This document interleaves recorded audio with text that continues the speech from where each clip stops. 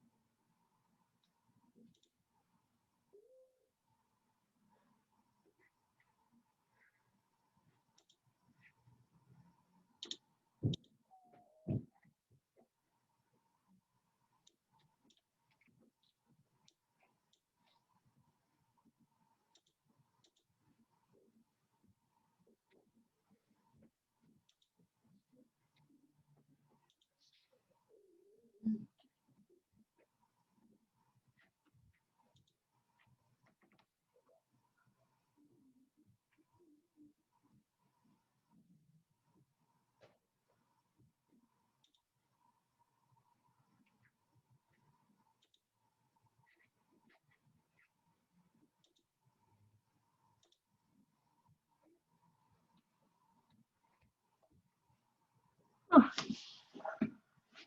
Hey.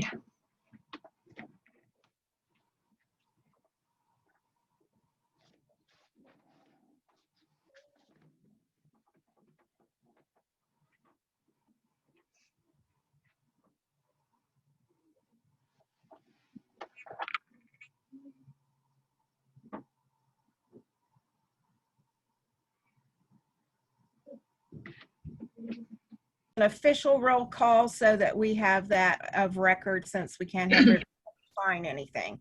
So Rachel, if you would read off the list of senators, and if you are here, please say here. Martina Buckleckner, Yep. Mitchell Jordan, Here. Brad Gilbert, Katie Rohr, Here. Chris Toothman, Here. Les Bogus, Here. Susan Koppendaffer, Here. Jennifer Ellison, Here. Natalie Phelps,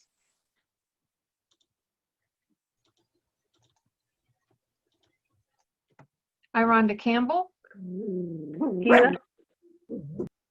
and I just admitted Natalie, so hang on one second. Natalie Seipold, Here. Holly Brown, Here. Anna Romano, Here. Aaron Curry, Here. Melissa White, Here. Erica Rush, Here. Brianna Ordaway, Here. Brooke Neeson Sabat, Amy Cunningham, Here. and Christopher Sinceri. We have taken roll call, and just to let everyone know that we've begun recording this Senate meeting. And Lori Barrett is filling our last senator position for the School of GEPS. I wasn't sure, did you have Lori on the list? I do not. Okay, Lori, are you here?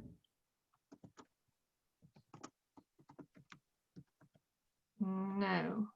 Okay, I have to make sure. She was going to call in.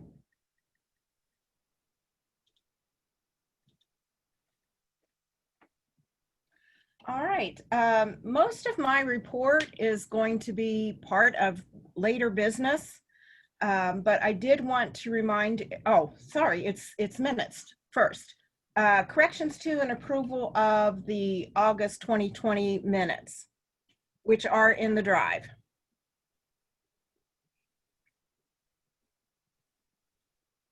Were there any corrections? Hey, Susan, this is Nancy. I think Bobby Leveridge's name needs to be spelled correctly. It was written as leverage instead of leverage. All righty.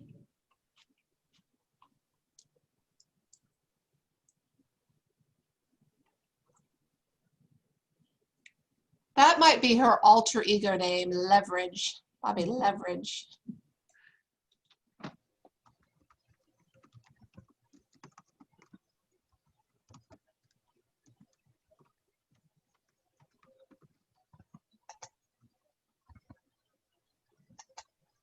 Okay.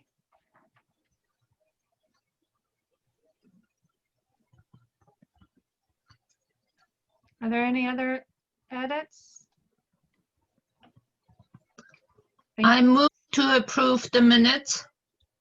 It's been a motion to approve the minutes with the correction. Is there a second? Second. That was less, Rachel. Thank you. It's been moved and seconded. All in favor? Aye. Aye. Aye. Any opposed?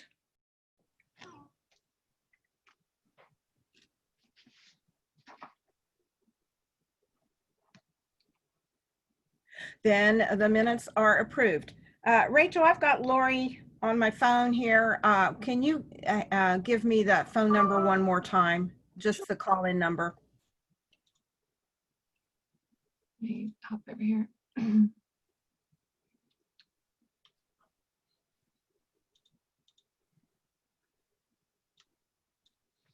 It is 301. Oh, I apologize. Sorry, wait a second. It's 646-558-8656. Whoa. 646 5 58 58. 8656.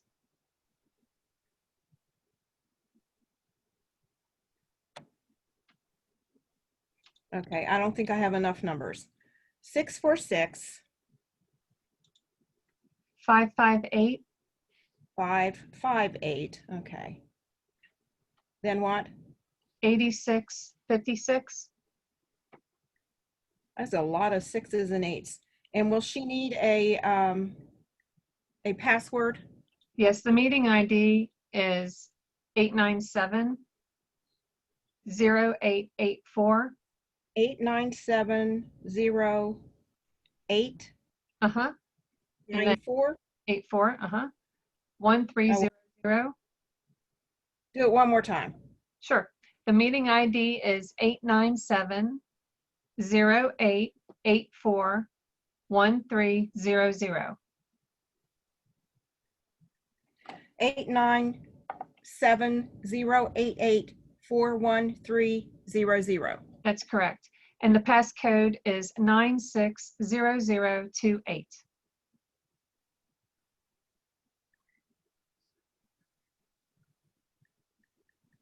960028. Yes. Mhm. Alrighty, thank you so much. As I had mentioned earlier, a lot of what I have for you today, we are going to talk, we placed it in the agenda. I do want to remind everybody that the Board of Governors meets on Tuesday. If you are interested in attending, please let somebody know so that you can be provided with the Zoom link. And as I mentioned, Lori Barrett is filling the 6th senator seat for the School of General Education Professional Studies. Is President Moore with us today? No, he's at that meeting. What meeting? Did he send us a report? He said that he would like for us to continue seeing the Monday greetings that he sends out on Monday morning to everyone. Provost Wade. Susan, I think they're all in that meeting with the Board of Governors. Michael told me yesterday that he doubted that any of them would be able to attend today due to the meeting with the Board of Governors. Ooh, what's the meeting about? That's what I was going to say, Nancy. What's going on? Because I didn't know anything about a Board of Governors meeting. Apparently there's a budgetary meeting going on. All righty. And I assume Lila's there? I would assume they are all there. Dale Bradley as well, obviously. Okay, so did anybody send us a written report? Yes. I have one from Lila Grandstaff, and I have one, well, I have Lila's of our list there. And it is, 1 second.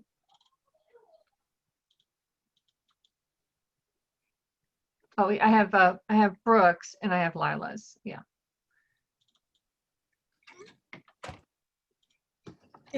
Would you share? I will. Hang on once. I'll do a screen share for you.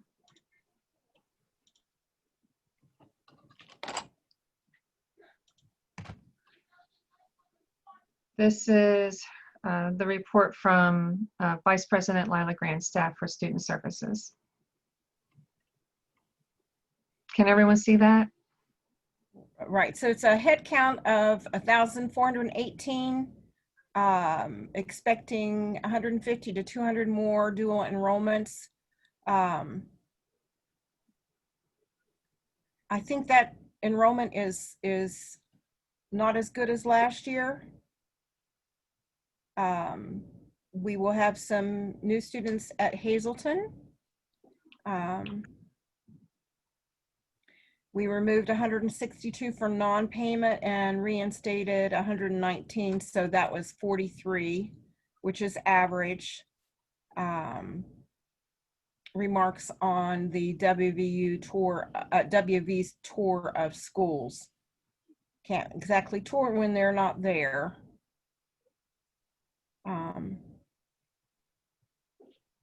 When would we get more dual enrollment students? It's mid-September.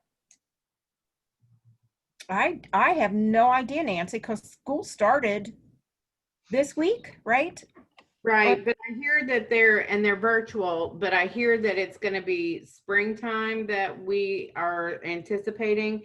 But we do have some current dual enrollment students in the high schools with the midterm and with the intro to healthcare. So I don't know about the gen eds though. I do have, Go ahead, Dave.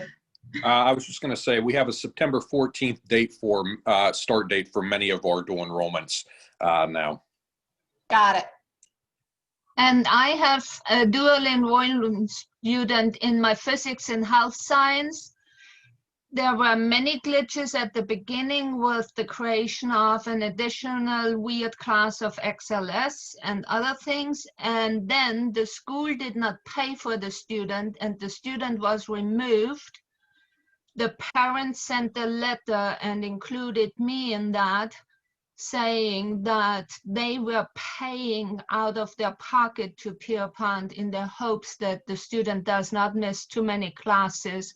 And they were extremely upset that a student will be removed without the parents really knowing about it because everything goes through the school. And the parents felt, and the parent was coming on a Teams meeting with the student and me and was saying that they have no way of doing the payment in time because it goes through the school. And it's not right in their opinion that the student is removed when they had the payment through the school and had no influence on when it is.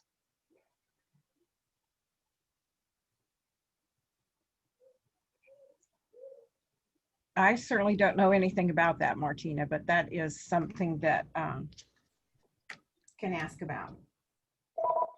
We also have, as far as the dual enrollment classes, it's no longer Jennifer Farlow, it's now Katie Beck and Lila. So if you have questions about your dual enrollment, I believe it's going to Katie Beck and Lila.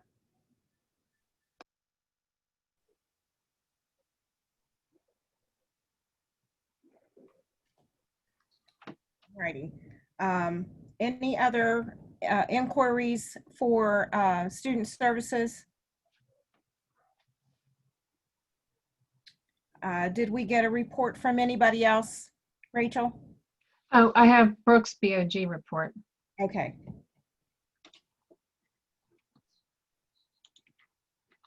So check the drive for Brooks' report, and as I mentioned, there is a Board of Governors meeting on Tuesday.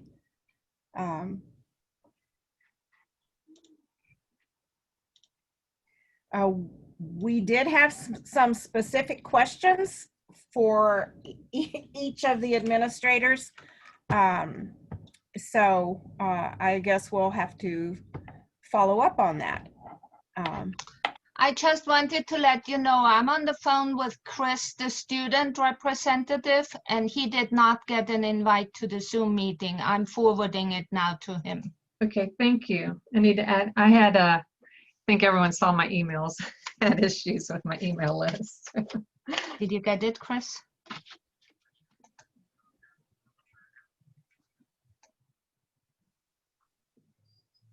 Amy, do you have anything to share with us yet?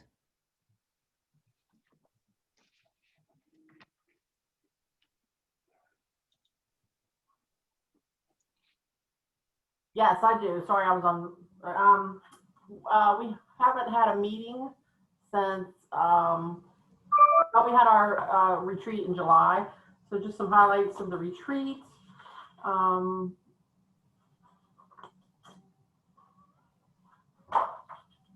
Interesting things. Of course, a lot of the meeting was Corley Dennison. Dr. Corley Dennison was there, and a lot of the meeting we spoke about was regarding the COVID-19. And one of the biggest things that we spoke about was the DOE, Department of Ed, rule changes. So I don't know if everybody's aware about some of these. I'm just wanting to give you some of the important ones that would affect us. There's no longer, and my report is in the Google Drive. There's no longer a recognized difference between national and regional accreditation. So that'll have a strong impact when we transfer. Because of the West Virginia statute, in addition to the DOE changes, all institutions must technically accept transfer credits from all West Virginia post-secondary schools, and that includes junior colleges. So that's a change for us. They are now consider D a passing grade and must be accepted as transfer. Dual credit courses can now be taught by high school teachers with no graduate content area requirements. At two-year institutions, which affect us, gainful employment requirements are now gone. I know in health careers, we have to report out our gainful employments, but as far as Department of Ed, they're not interested in that no more. Title IX, I'm sure Lila's been busy with that. Title IX has been revised, like 3,000 document, making several changes in Title IX. But some of the things we talked about as faculty and some faculty concerns that I think were really interesting was we talked about starting to track litigations at all the institutions. Basically, we think that should be, we should track that to look at, see if there's any trends going on or any trends that could be documented and addressed for all the institutions. And it's also apparent because faculty rights and protections are being eroded. So that we even thought about doing like a faculty morale statewide to see if that would be beneficial for what's going on with the litigations. Another one following that is faculty grievance process that we're, as a whole, we're concerned with that because we're basically faculty gets no protection. If there is a grievance process, we don't get no legal counseling, we don't get no legal representation. Half of the people who are filing grievances is heard by the very office that they're filing grievance against. So, of course, we have no union. You know, we do have the AFT, which I know some people joined years ago back here, but on this campus, but really they don't have, they're more for K through 12 than higher ed. So that's one of our concerns is faculty grievance process. So that's probably going to think one of our things we're going to work on this year. We haven't, because of the pandemic, we had to have our retreat virtually. So it was only, we only did it one day. And we postponed doing our initiatives for the year until this fall. And we would like some input from our institutions. So if anybody has anything that they want me to take back as an initiative that we could, I could take forward to the ACF. I'll be happy to do that. Just drop me an email. And I think that's about the highlights that I have for you. And we did not have a meeting since school started. Hopefully we're scheduled for one next Friday, virtual meeting. So anybody have any questions? Amy, could I revisit one of the items just for clarification? Sure. Did I hear you right about the no need for graduate credentials for high school DE instructors? That is, yeah, let me go back. That is that's one of the changes that the U.S. Department of Ed changed. One of their rules effective July 1st of this year. Let me get back to that one. So that trickles down. I mean, that would have, if that's the DOE rule, that would trickle down then to HLC, and they would eliminate that requirement as well? As far as I know, I mean, it says, let me reread it here for you. It says dual credit college courses can now be taught by high school teachers with no graduate content area requirements. Because, you know, like, as you all know, graduate education in the discipline was required. So the DOE has changed that. But excuse me, this is Aranda. Does that mean we have to accept them when they're taught by people with no credentials and then transferred in? Do we accept them? Well, that's those dual credit. If it's dual credit, yes, we would be accepting those. I have attached to my report the actual changes the DOE has made. So at the very end of my report, there I've attached their. Just can't figure out how that would apply to dual credit students, but not traditional students. I mean, that just doesn't make much sense to me. That it's that it will still remain a requirement for the college faculty teaching the same course to college students, but it won't. Yeah. Graduate education is not required for our college.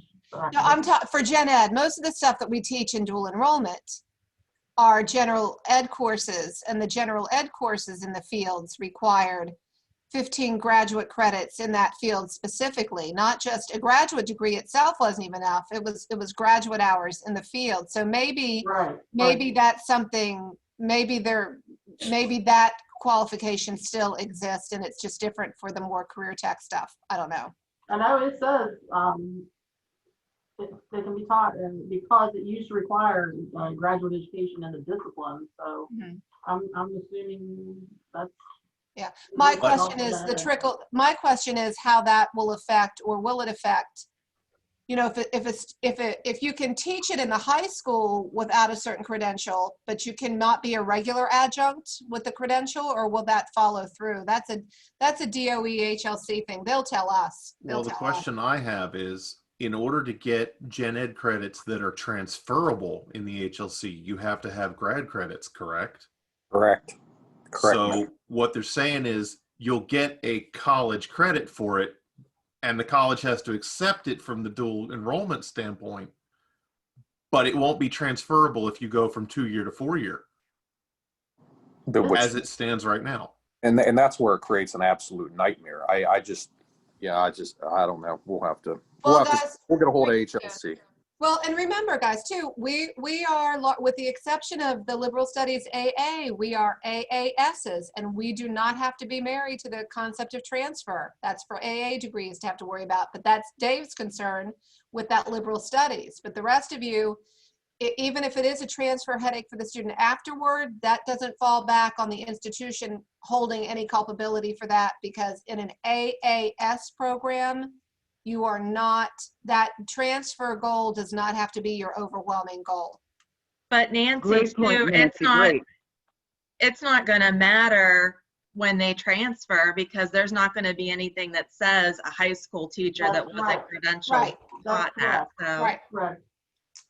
Well, looking through the actual changes, it says they're doing that to allow more dual credit opportunities. because it's going to be more flexible now that the high school teachers. It's going to be an option for the kids who go to school out of state. There are some competitive out of state schools now. Now that things have changed regarding equity issues and admissions, this may not be, but there are some professional schools out of state that won't even accept AP credits. They want you taking their credits. And there are many schools out of state who never took DE in the first place. Nancy, it may be, and this will be something that we'll need to look at, Amy, just to clarify, because I'm wondering if the way in which it's written, the language within there, doesn't then make allowances for what we've done in the past, where we provide appropriately credentialed instructor of record to oversee the course being administered by a high school teacher that doesn't have the credentials. I'm wondering if that might be what is been changed by the DOE. That's the allowance that HLC had made for us in the past. And I'll chime in with that, Dave. We've had several times in health sciences when we've had courses that the instructor of record might be myself. However, there's a facilitator in the classroom in the high school. So because they are not credentialed to teach the course. And so I'm the instructor of record, but they have a facilitator, but I'm actually the person who's actually in charge of grading and awarding the grades and the credit for the course. Yeah, and that's what I was speaking toward, Holly. And I'm wondering if it wasn't just language that they put in place to kind of clean that up to allow for those facilitators. But again, we can check that out. They did, the DOE did want to cut the HLC authority, but they didn't do that. They had proposed to limit HLC to 10 states instead of 19, but that did not go through.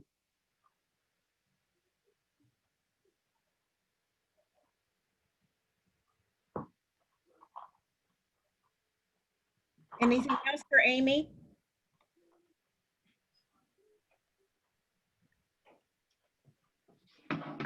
Amy, I happen to know that some faculty from our sister or sinister institution plan to sue Fairmont State.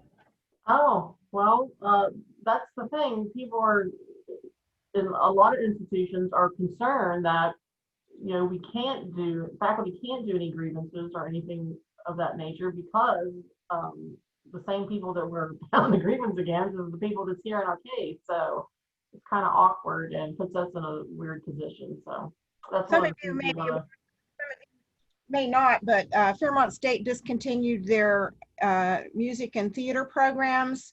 The HEPC allows for a 2-year teach out. They're only doing a 1-year teach out. And they had no idea they were on the chopping block until it was done. And so those tenured professors who are out of work as of May.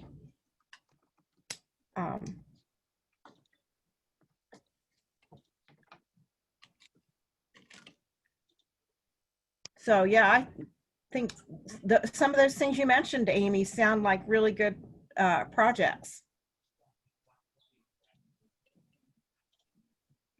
Thanks. Yeah, I think a lot of institutions are having the same issues. So. JJ, I passed over you. Did you have anything from the registrar's perspective for us?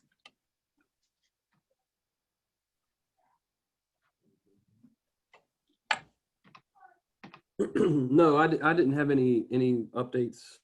I didn't realize Lila wasn't going to be here with us, or I would have probably. Of course, she sent her report, but.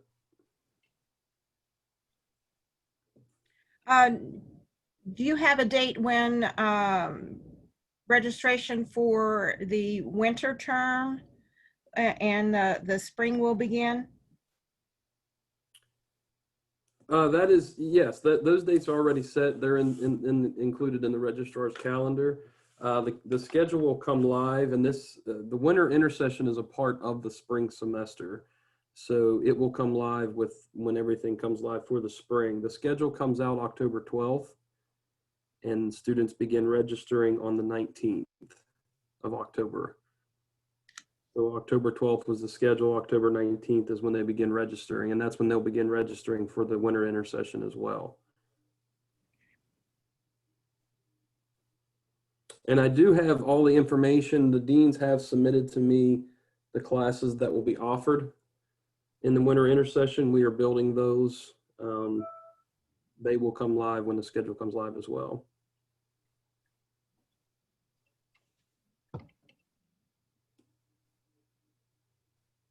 Anybody have any questions for JJ?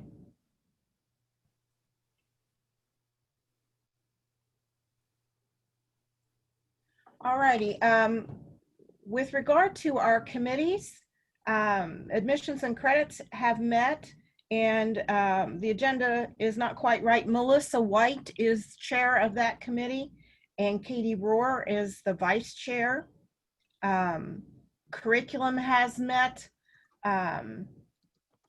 Holly Brown and Jennifer Ellison are co-chairs. Holly, do you or Jennifer want to mention anything about proposals and timelines? Sure, I can go ahead and take care of that. Jennifer and I were just talking. We already have had one proposal, however, and it's out for revision. If you're submitting a proposal, we only have 2 more meeting dates unless we elect to have a November meeting earlier or later due to the Thanksgiving holiday. So we only have a few weeks for curriculum proposals. Those proposals need to come to us with all complete signatures from the deans 7 days prior to the meeting. So Faculty Senate is generally 7 days prior to the curriculum meeting. So we would need those by end of day today in order to put them on the agenda for the following week so that members have time to review those proposals. If you have any questions, you can always contact myself and Jennifer. Jennifer and I were just speaking. We're going to send out invites to everyone.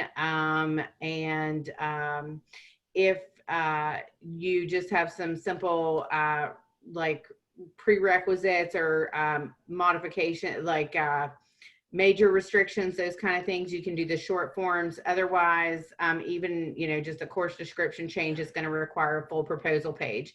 Everything's up in the folder. All deans have access to those. And again, if you have any questions, you can always contact myself or Jennifer. Next meeting is next Friday at noon virtually. All meetings will be virtual this year.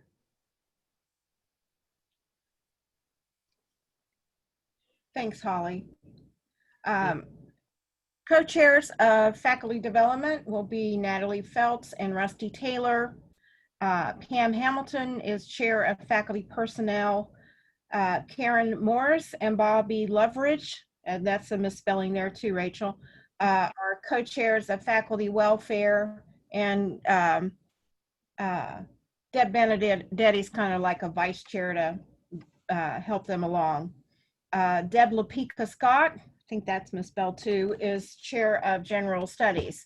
The Institutional Review Board has 5 members, and participation on that board requires some training. Right now we only have, some of those people are trying to get up to speed. The training certifies you for 3 years, or you can do the work. It's good for 3 years. So I'm thinking we probably need more people to go ahead and take that training. I know one of the members of the committee is going to have her own research project, so I will need somebody to be able to replace her for purpose of reviewing her proposal. So if anybody else would be interested in taking the training to review potential research projects involving human subjects, just shoot me a message and I will get you the link for the training. We are utilizing a free training. And if there's anybody on here who has already had that training and within the last 3 years, I'd also appreciate knowing that.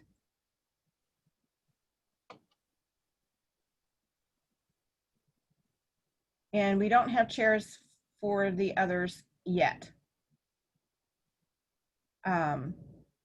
Old business, Lori Barrett does complete the slate for GEPS.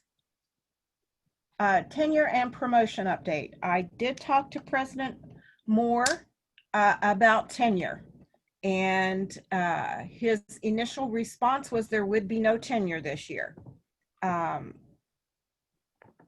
We have, his justification was we have so many faculty who are on a temporary contract or are not tenure track faculty that reduces the number that we can take a percentage of.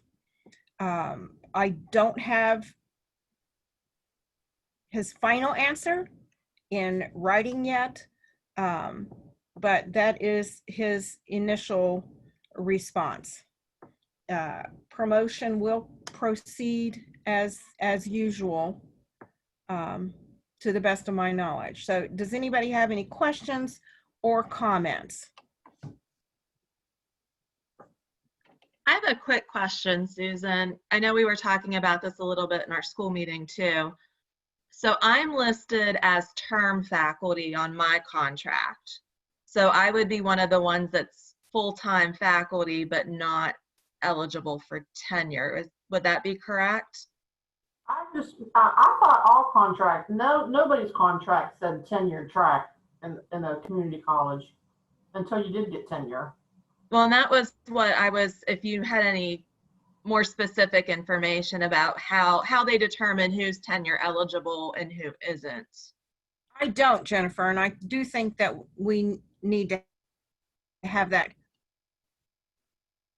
Well, it needs clarified. I've moved from a clinical position, which would not have been a tenure track, into a program director position, which has the potential to be a tenure track. So I don't think it's clearly defined how or when or why it's gone by the wayside that the tenure tracks have no longer been.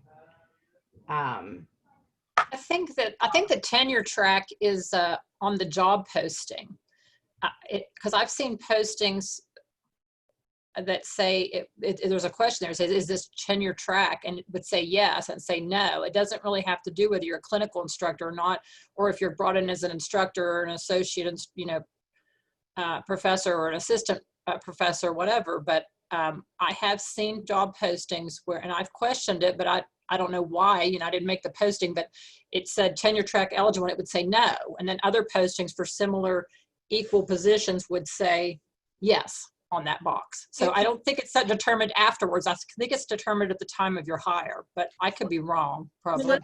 Was the difference whether it was a temporary appointment or no, it was, these were to fill positions. These weren't temporary appointments. These were like for interview, the whole presentations, the whole gamut. And some would, I only noticed when I was on search committees, and then I would see that for this posting, it would say tenure track, it would say no. And then on others that I'd been on search committees for, it would say yes. And I never saw a rhyme or reason to it. But like I said, I was just on the committee. I didn't really ask a question about that. I'm sure years ago, 20 years ago when I was hired, I was hired as non-tenure because that wasn't even going on back then, except for the people that were grandfathered in. But now I'm tenured, so I just thought everybody's community college was classified as non-tenure. If I may, Vic, or Amy, one of the things to note, I think that really for state institutions within West Virginia, we really have three types of classifications. We have tenure track, non-tenure track, and not tenure eligible. So those are the three classifications that we have for faculty. I know that whenever I came on over 15 years ago, most of us, or I as well as most of the others with me, were hired as not tenure track, which would mean that we still would be eligible for tenure if it were ever to be granted to us, as opposed to those who are hired under not tenure eligible.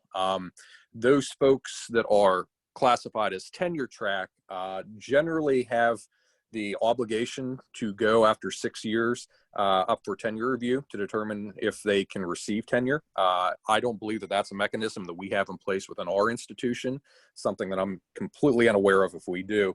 But that's something I think that is important to look at, because for those folks who would be tenure track, if they would not be granted tenure based upon tenure review, their employment with said institution would cease. So page 26 of the current faculty handbook talks about the contracts, rank, and such. We have instructional specialists. We have a clinical track, which is professor, associate professor, assistant professor, or instructor in a healthcare career designation. And then we have a non-tenure track, which is a professor, associate professor, assistant professor, instructor, lecturer, and assistant. Then there's the technical track. So there is obviously something to be said, and I agree with Melissa as well, that being on search committees, it's typically identified prior to the position being offered. However, this is still, again, we're talking about tenured appointment lengths are annual and continuous. Tenure track, annual, not to exceed 7 years. Term, 1 to 3 years. We've talked about the no longer having the 3-year contracts. So I think this is something that we need to really clarify, because again, I was initially told when I was hired in 2016 that due to the fact that I was a healthcare designated clinical instructor, that I was the clinical track and that I would not ever be eligible for tenure. Pam, Yeah, this is Pam Hamilton. you've been in promotions for a long time, right? Yes, and I'm sure Dave and Debbie can probably weigh in on this as well, and Nancy possibly. But when, at one time, or it has never been my understanding that we've ever gone, or let's just say it's never been announced that there would be a change in that hiring opportunity to be hired in as tenure track. And if that is the case, then I don't think something's been missing in the process, because it was the understanding when we were hired in that we were not hired in as tenure track, and this goes back to when the community college separated from Fairmont State officially, because a large number of faculty switched over, and we didn't have the percentage to provide any tenure positions. Once those started to open up, they were supposed to be offered to all faculty. And so if there are faculty being hired in under tenure track, that is eliminating that opportunity from all current faculty. Who were brought in prior to. Yeah. Yes. So I am not sure if that's happening, but if it is, it certainly needs to be addressed. And isn't it on the promotions application when you switch from falling under a certain category, that would make you a potential candidate for tenure? Rachel, this is Debbie Benedetti. The only thing we see on personnel committee is if you're on an academic track or a technical track. We do not see contracts. So we have no idea, right? If that's been offered tenure beforehand. I mean, a tenure track. This is all new to us from the personnel committee. This is news to us. We don't see any of that. All we see is academic track versus technical track, and then we go from there. If I understood Dave correctly, Dave, weren't you saying the only ones who would not be eligible for tenure at some point would be those who are designated not tenure eligible? From what I understand and know, Susan, that is correct. And I'm not sure how many folks, if any, we've ever hired as not tenure eligible. There may be some, I'm just not aware of it.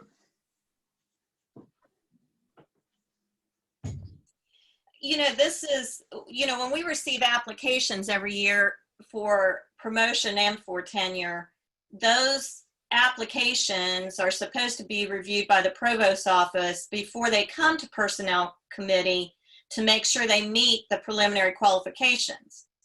And so, you know, even a lot of times we've gotten those applications and we've had to go back to the provost and say, you know, have these been checked? But the last couple of years they have been checked, but we're not privy to that information about whether someone was hired in with tenure or tenure eligibility or not. But, you know, again, my concern is that those of us that were hired years ago that were not eligible for tenure, we're told that, you know, at a point when those tenure positions opened up based on the percentage, that we would have the opportunity to apply. And I have, you know, that several of us, there's a few of us that have applied and received tenure, but if positions are being, if people are being hired in already with tenure, and I don't know that that's happening, but if that's the case, then that is eliminating that opportunity from the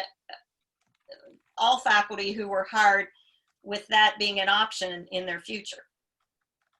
Yeah, that doesn't seem fair. And I don't know that. I'm just, I don't, you know how that needs to be addressed, but it certainly needs to be, I would think. Susan, could we go back to what you said? What was the reasoning for not tenure? I heard we have a lot of temporary faculty, but did it also say that didn't you say that there were people that were non-tenure tracks? That's my concern. That's exactly what he told me. Yeah, so I understand we do have a lot of temporary. So I could understand if we do not have tenure positions currently available because we have a lot of temporary employees. But it is this whole thing needs to be questioned if we're being told that the temporary is not what's putting us at not having tenure position, but it is the non-tenure track positions, because those need to be identified and that need to be explained, I guess, you know, what that is. Because like Pam's saying, you know, all of us that have been here should be able to apply when there's positions available, unless we're temporary, right? But so, I mean, I'm saying I don't think this would be a question if we were told we don't have tenure positions because we have too many temporary employees, and that makes the percentage not what, you know, to be available to have a tenure position. But that second part of the explanation is concerning.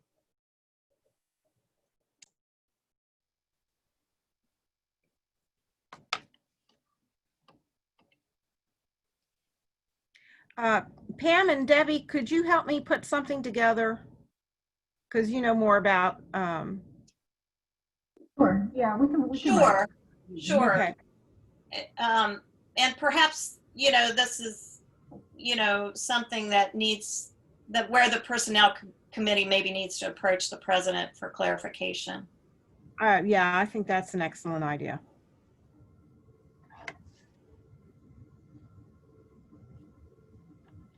You know, I do know it. I mean, it's been my understanding it's been the president's discretion to offer the tenure track positions.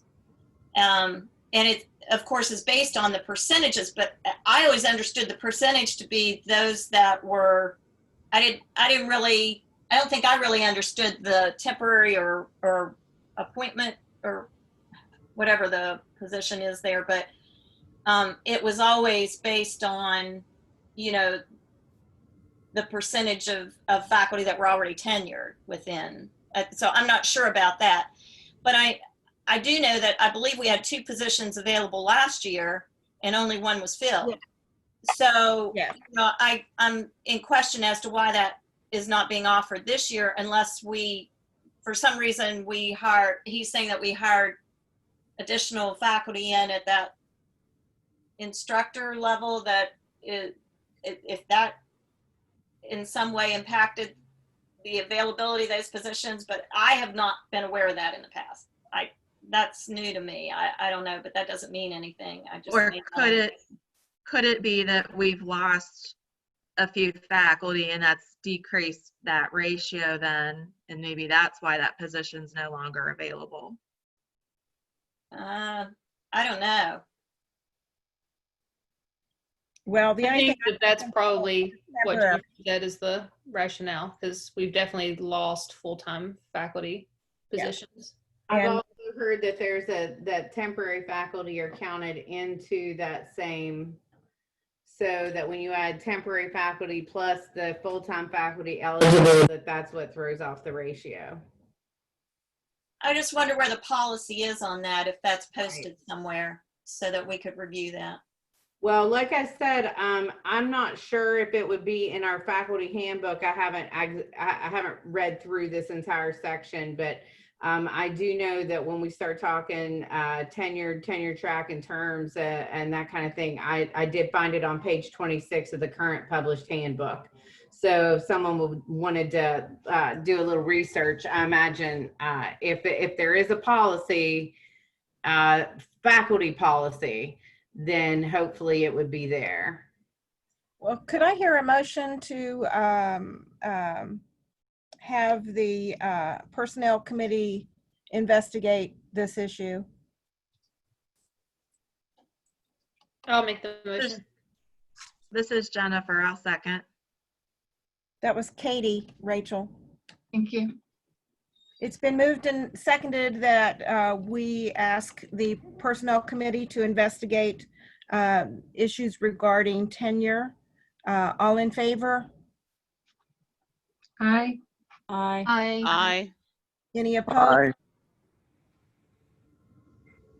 All right.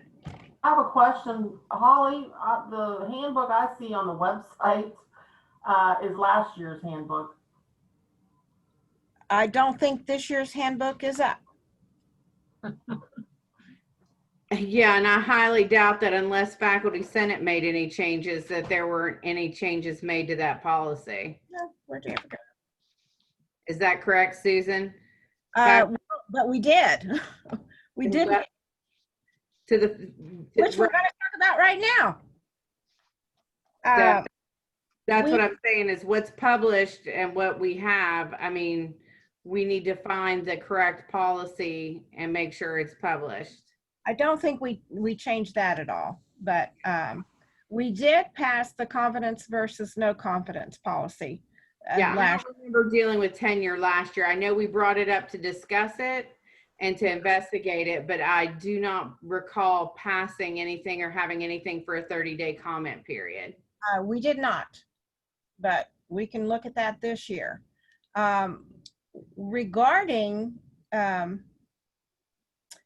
we have asked that the Board of Governors policy that requires administrators be evaluated every 3 years, every year by the president, but that faculty and staff also have an opportunity to provide an evaluation.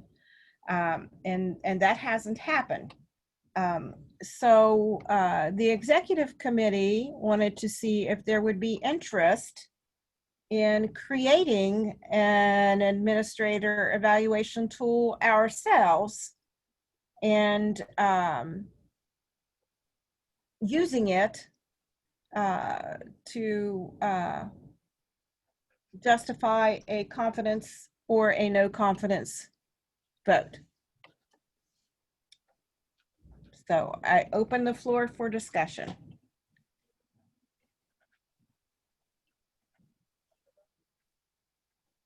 Hey, Susan, this is Ironda. Say again where this business of no confidence is found. That is a new policy that we passed last year. We have a procedure for confidence and no confidence votes now, and how it will happen. Where is it? Where is it found? Where is it found? It's in our Faculty Senate drive. I doubt if it has made it into, since we don't have a new faculty handbook, it's probably not there.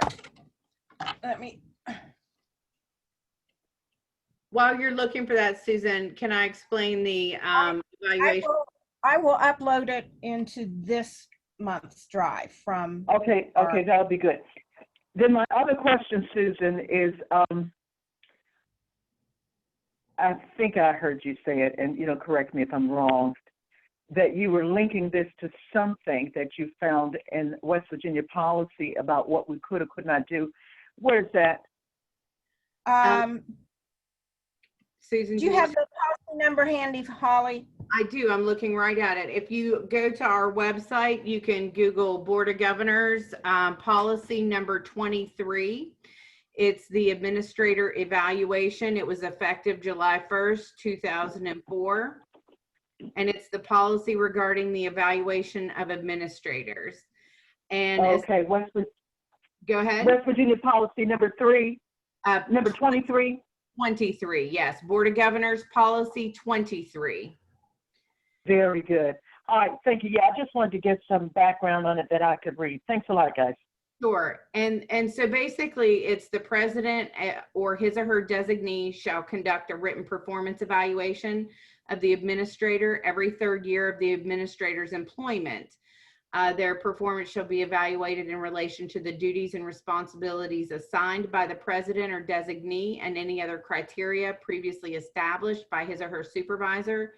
The president or his or her designee shall appoint a committee of institutional personnel, including faculty and staff, members of boards of advisors where appropriate, students, and a representative of the governing board where appropriate, who are knowledgeable in matters pertaining to the administrator's area of responsibility, to assist in the evaluation in a way deemed most appropriate by the president. The committee shall Okay, excuse me, Susan. Excuse me. The other thing is, I'm looking for these links. Where is the description of those duties? Because a lot of this is layered and it's linked to this, and now is linked to those duties as prescribed. Where do we find what were those prescribed duties? Since we're linking all of these things together. You won't. We did, unless you have the job listing for an administrator, you won't. But we do have, at one point, President Larson, in one of her, what did she call her things? Do you remember her newsletters? Anyway, in one of her newsletters, she posted job descriptions for all the administrator roles. Did she post her own? I don't know if she did or not. Here's the thing. Here's the thing. The thing is, if this is based on those descriptive job duties or whatever it is the person's supposed to do, if we can't see what that is, that might be a roadblock in linking, a final answer or judgment or evaluation. So my input would be that I need those pieces. But thank you. Rhonda, the last paragraph includes that the administrator has a yearly evaluation, and it's very similar to those of us in faculty, where they include a self-evaluation regarding their progress achieving goals from the previous year and the setting of goals for the subsequent year.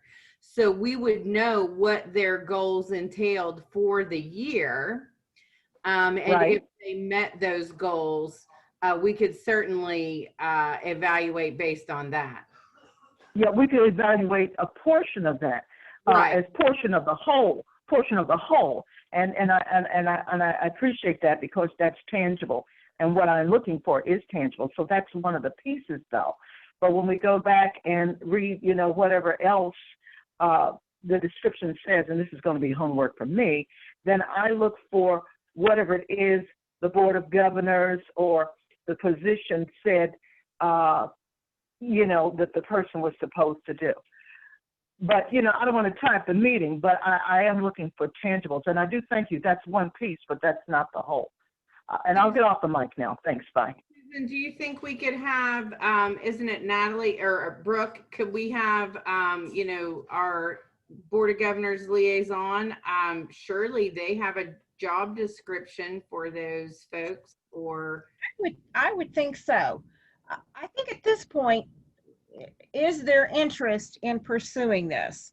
I mean, we may come to a roadblock, but would there be interest in pursuing this as a this year? Well, my thing is this, and we're having a discussion. We understand that, and this is, it's another reason trying to get an understanding, and that it is what it is for me. But my thing is, if you're going to put that on the table for anyone, any leader, then we have to have all the pieces, which we don't have. So I think the important thing would be to get all the pieces, before you start a parade for anybody. Because if you don't have all the pieces, then you're going to be a one-car parade, and it's going to fizzle anyway. So I think we should get all the pieces. So if this discussion comes up for any leader, then all the pieces are there, and we don't have them yet. We're not talking about evaluating them right now because we don't have a tool to do that. Right. That's what I'm saying. I'm saying get the pieces so that sounds like this is where the discussion is going. We got to have it before you could move forward anyway. We don't have all the pieces. We don't have all the components. We do have what the person evaluates him or herself on year for year. We may have a newsletter where somebody else puts something together, but we don't have all the tangible pieces. So I'm not suggesting that anybody's moving forward on this president or the next, but I'm saying that if you're talking about no confidence votes, we don't have everything we need if we wanted to move on it. So I need the pieces. That's what I'm saying. We're not talking about doing a confidence, no confidence vote at all. I think what our intent with this whole thing is, and correct me if I'm wrong, because those of you that have known me and we've spoken about this at length before, and I've not been secret about any of this in the meetings, the no confidence and the vote of confidence, the reason that we chose to do no confidence and confidence was not because it was actually a vote of we want you fired or anything like that. It was just simply the faculty have no confidence, or the faculty do have confidence. I think it's very similar to those of us being evaluated every year. Are we meeting our goals or are we not? How many times have we complained? We don't know what the plan is. No one has set forth a plan. The CIO, what were we going to do? What is the plan for HR? What is the plan for, the mission? What is the plan for some of our programs and things like that? So I think the biggest concern is we feel like that as long as they're evaluating us, that we should have the opportunity, as well as students get a say. It's not just faculty. It's ultimately a representative from every part of the college can evaluate that administrator and say, hey, you're meeting your goals, or we would like to see more of an effort in this part. That doesn't mean that you get a no confidence. We can still say, we're confident in your ability to do this, but we would like to see you meet this goal by this timeline. And I think that where we are is just initially, like you said, Rhonda, gathering the materials, finding out what their responsibilities are, and then we can formally come up with an assessment tool, much like the assessment tool that faculty have to use every year. See if the president has been evaluating the members of the cabinet every year, because they should be reporting to him just as we're reporting to our deans every year. If that's not happened, why? And, and maybe he has an assessment tool that we could use in comparison as well. So that we No, I agree. I'm on board with what it's saying, but I'm just saying, and I guess we're saying the same thing and adding our own pieces to it, is that this is the place where we build the foundation to get those pieces so that when we decide that, and I agree, it should be evaluation on all levels. I do agree with that, because absolute power, as one person says, well, the rest of it. No, I'm not disagreeing. I'm just saying I need the pieces. And I guess I hear you saying the same thing. And I think what we need to do at this point is just make the motion as to whether or not someone needs to make the motion as to whether or not we want to, we feel comfortable and confident, and that we feel like we want to evaluate our administrators, or that we don't.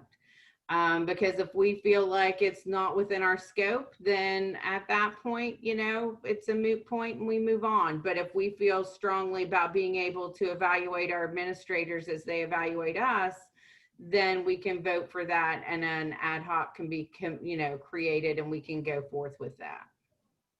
Well, see, now you just gave me another piece.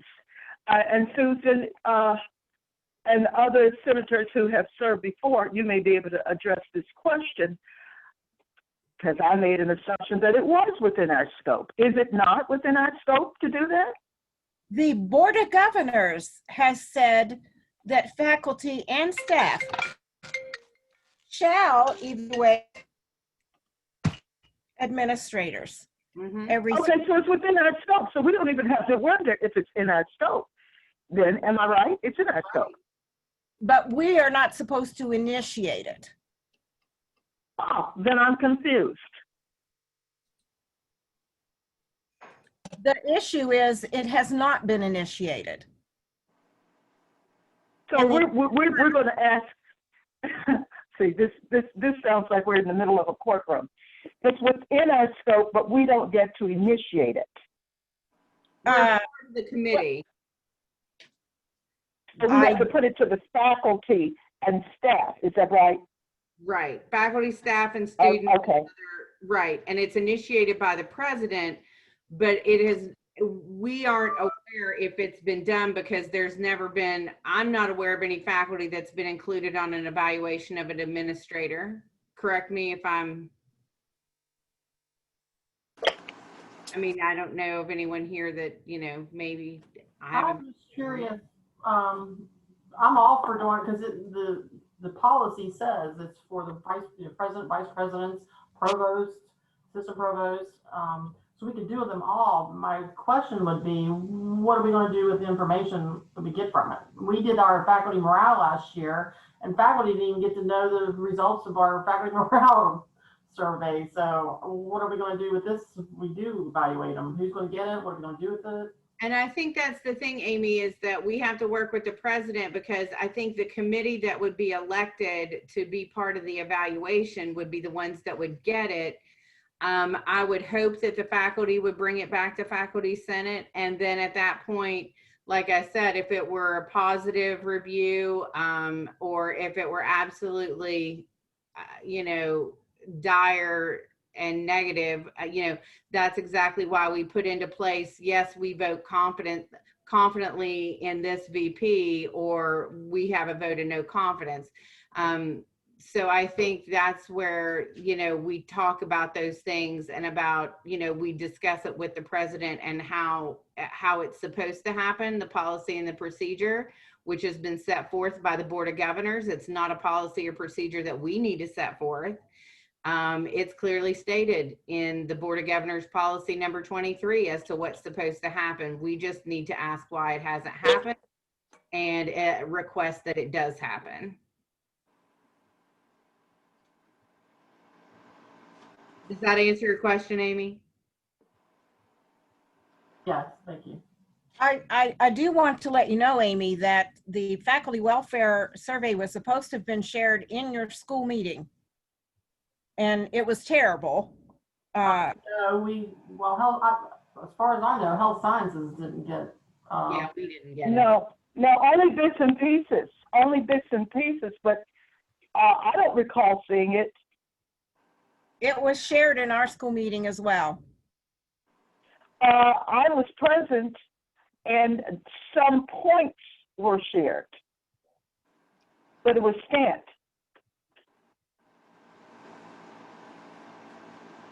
Yeah, if I may, Rhonda, it was determined by Faculty Senate last year that the data would be shared, but individual commentary that was provided would not be. Is that loaded? Excuse me, Rhonda, is it what? Is it loaded in a drive? No, that was, again, the other action that was requested of Faculty Senate to the deans was that information could be shared with the faculty, but the actual copies of the evaluations themselves. So we really don't have it. It's filtered. We really don't have it. So that's filtered. Rhonda on that. That was a judgment of Senate last year. Well, then we don't know it. It was filtered. You don't have it.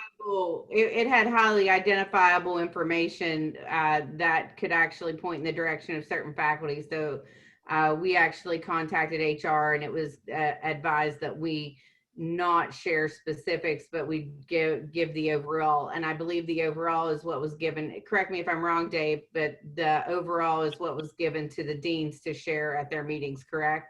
That is correct. It was just simply the commentary. And that's what I'm saying. That's what I'm saying, bits and pieces. So we really don't have it for whatever reason, and therefore we don't know it. I agree, Rhonda, because David actually went through and said, this percentage set was positive, this percentage was negative. He went through each one. I was there. What I'm saying is, when you give bits and pieces, which was given, then it was filtered. Some was pieces and overall. That's abstract.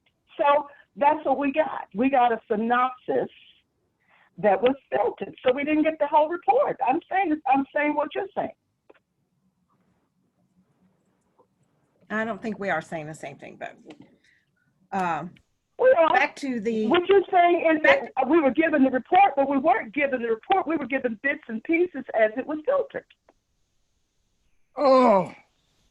We were given, everybody was given the chart with percentages.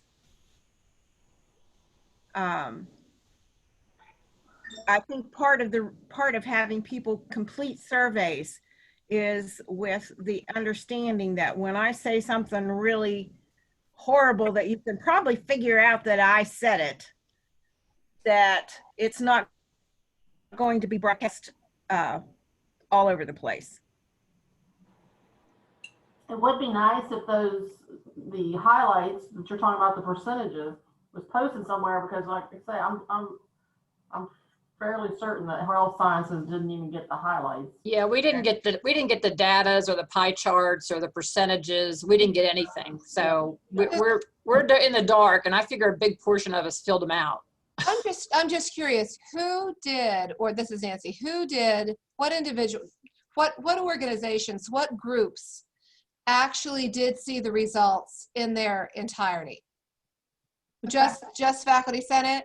No, Faculty Welfare did. Or Faculty Welfare, I'm sorry. Yeah, because I can attest to the fact that as Vice President of Faculty Senate, I didn't see it. So it was shared with certain committees, it was shared with the deans, and then it was supposed to be shared with the faculty. And I know in health sciences that they are absolutely correct. We never saw any of it. Was it shared with the president's office? It was shared with the Board of Governors. Brooke's on here now. Okay. Hi, everyone. So glad I came. I did share it. I presented the results to the Board of Governors. They incorporated that awareness into the president's evaluation.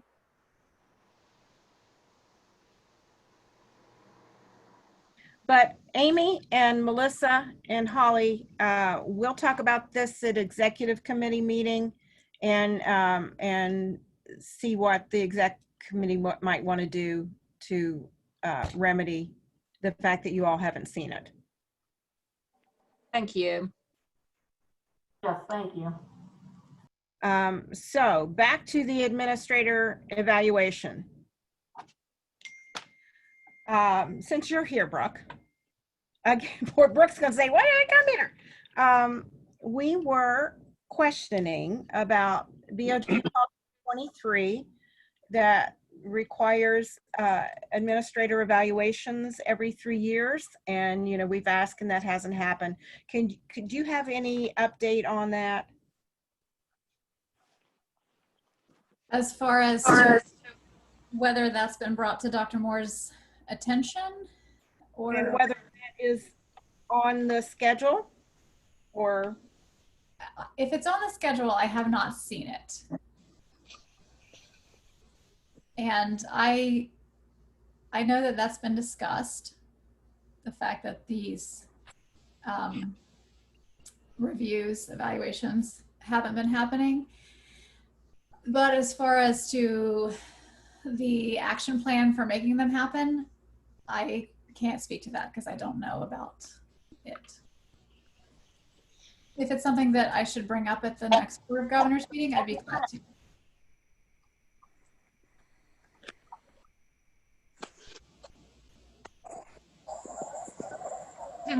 An inquiry that, is this an inquiry we're wanting Brooke to make for us if we should move forward with creating this committee?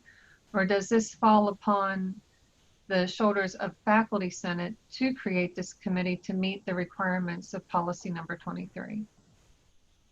I think the question is, do we want to add the step in that we ask Brooke to facilitate this happening before we do anything? According to the policy 23, the president is the one who selects the committee. So we need to know if it's actually on the agenda to be done. Has it been done? And is it on his agenda to choose the committee? And then at that point, Faculty Senate can determine, or, we can determine if it's not, then at that point, we can determine if we want to request the evaluations to be performed according to BOG policy 23. Could we have someone make a motion then that our BOG representative, Brooke, would take this forward than everything what Holly just said? If someone would like to make a motion with that. Since it was recorded, I make a motion that we have Brooke go to the next BOG meeting, ask if it's on the agenda for evaluations of administrators as per BOG policy 23. Is there a second to that motion? I'll second. This is Natalie Sleipold. It's been moved and seconded. All in favor? Aye. Aye. Any opposed? Brooke, the other question that we kind of had is as a Board of Governors member, are you privy to what the job descriptions are, or is there a way that we can find out what the job descriptions are? I don't recall having seen them in the past, but I haven't looked for them. The only one that I have seen in recent memory was for the CIO, and that's because I was part of the hiring committee. Susan? Yes, I guess this would be unofficial, but I archived all my Pierpont possibility newsletters and I found the one you were talking about and I forwarded it to you. Possibilities. Thank you. Good move. Alrighty.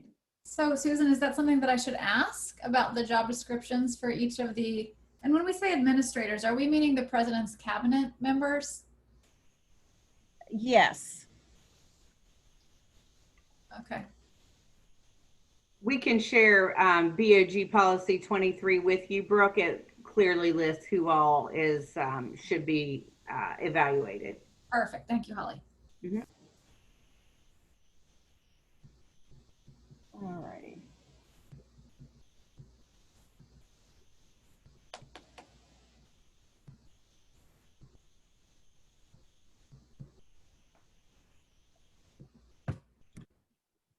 And I did get a message from Lori, who was chair of the faculty welfare, and she said she definitely supplied all deans with the information for them to share. So, but we'll address that at our next executive committee meeting and bring something to Senate. Hey, Susan, do you think, I mean, I guess if it wasn't shared in the school meetings like we had intended for the deans, do you think it would be possible to have like just another small group meeting of faculty that might have missed it, and we faculty welfare members from last year could run through the results again? I mean, I don't want to. Yeah, I think that's probably a really good idea. Yeah, and that'll help just, meet people's needs for wanting to know what was on there and share with anybody that for whatever reason wasn't able to see it in the first place.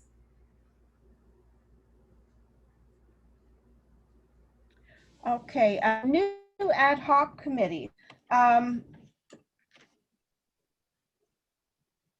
It was brought up at our academic roundtable. At least I think it was the academic roundtable. Could have been President's Cabinet or Council about course evaluation tool. And what was discussed there was the course evaluation tool that appears in Blackboard and is administered to students. Since that tool is supposedly used for evaluating faculty, we felt that faculty should probably have some greater input into what that course evaluation tool looks like. I suggested, because I definitely had some issues at the beginning of school with technology, and I know a couple other faculty who did as well, that that faculty should have an opportunity to evaluate a course as well, not assessment wise as to how students did, but how things worked. The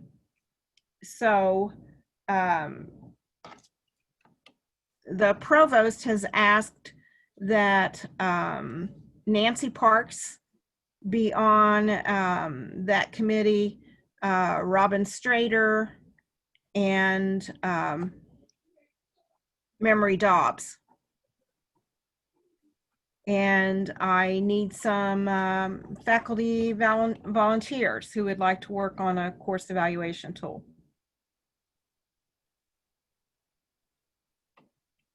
So what's he talking I hope about? I don't. Susan, I'm sorry, what's he talking about? Is he talking about like the student evaluations, yeah, Nancy, that go into each course? Oh, okay. I thought we had a faculty senate approved form already. Are we talking about revising that? And I'm sorry, I know we had a conversation about this. It just, things that happened a week ago seemed like it was 6 months ago. I'm just having a hard time. Yes, so this is, it's time to revisit it. Okay, does anybody have a copy of what was last used? No. That was my next comment. Can we put it in the drive, please? But that will be for the committee to explore, which will include you, Nancy. Okay, fine. I'm just saying we've got to start from someplace. And what's the reason for the last time that the course evaluations were used? But what about the ones that were in Blackboard the fall of 2019? Was that based on that or There not? seems to be a bit of confusion as to what actually went into Blackboard, as to whether that was the form that was supposed to go into Blackboard. Robin said she just got it from something else. So there's a lot of confusion as to whether, do you remember now, Nancy? Yes, and I remember saying that we need to get course evaluations back, robust, offered, done. I mean, it's a very important issue to give students the opportunity to provide feedback on their experience. We absolutely need to do that. I wasn't aware that any evaluations that were last embedded in courses weren't the tool that we had always used. So that's a good place to start. So yeah, I just did a 5-year report to my accreditor that assured them that we would be doing these course evaluations using the Blackboard template that was in fall 2019. And I actually got from the provost's office and from Robin the process that would take place, and I built that into my assessment plan. So what you're saying is we're going to start back again and not use that? Because I was told they would be back into this fall's courses, that we would have the Blackboard, the questions that we had last fall 2019, we would have that implemented back in. And then, I mean, I don't know, I'm sure there's a better form, but I liked it because for all my program courses, I could see all the course evaluations, and then I could download that and save it and use that as part of our assessment. So I'm fine. I realize it probably needs to be relooked at, but. Well, we just need to make sure that number one, that there is one. And then number two, that all courses, I think there was also some confusion because I think that course evaluation form that was in Blackboard may have only been put in Blackboard for the courses that were online. And I think we all thought that. No. I had not one. It was in traditional courses as It well? was every one of my courses. I don't know, ask everybody else, but I know all of my courses, all of the HLCA courses I taught, the bio course I taught, my MLT specific courses, all the courses that Sherry and Erica taught, they had that. And, awesome. Okay. It was great. I mean, I don't know that the questions were were great, but I thought it covered everything well. And man, I thought that was coming back in the fall. So if you're telling me we're going to start reinventing Can the we wheel, ask the student representative, I agree with Melissa. Chris, about how he sees it from the student side? Sorry. I'm repeating my question. Chris, can you provide some input from the student side? Did you get it for all of your classes? Or only for the online classes, or? It was fall 2019, Martina. He might not have been, was he enrolled in the classes at that fall? They didn't do it in the spring, and they didn't do it for summer. It was only fall of 2019. Yeah, I was in class in fall of 2019, and I believe I got evaluations for every class, even the ones that I had to attend in person. Okay, great. A lot of most of the professors required that you filled them out, so, and I did. And Melissa, there was some discussion that Robin might want a few extra questions in the evaluation that is for online classes only.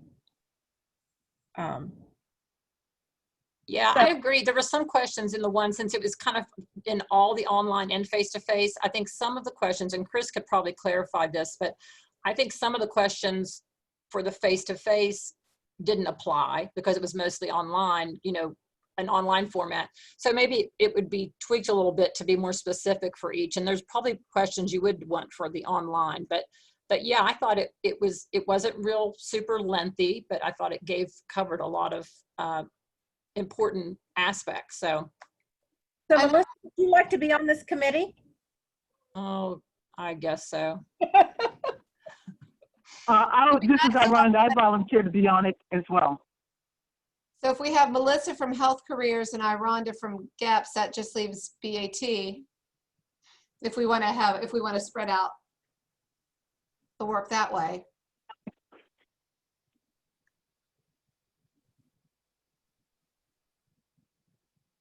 Millie, Martina, I'm looking to see who's on this list that I can see readily. Mitch? No, thank you. Katie, would it be helpful for you all to be involved with your doctoral work? I know it would be a burden, but would it be helpful? Could you get any mileage out of it otherwise? I probably could, but I don't know that I have the time to commit to it. Got it. Susan, you said Millie. Millie what? I did say Millie. You want to serve on this committee? Is she permitted? Can I serve on it, being temporary? Sure. I'm already on 4. Okie dokie.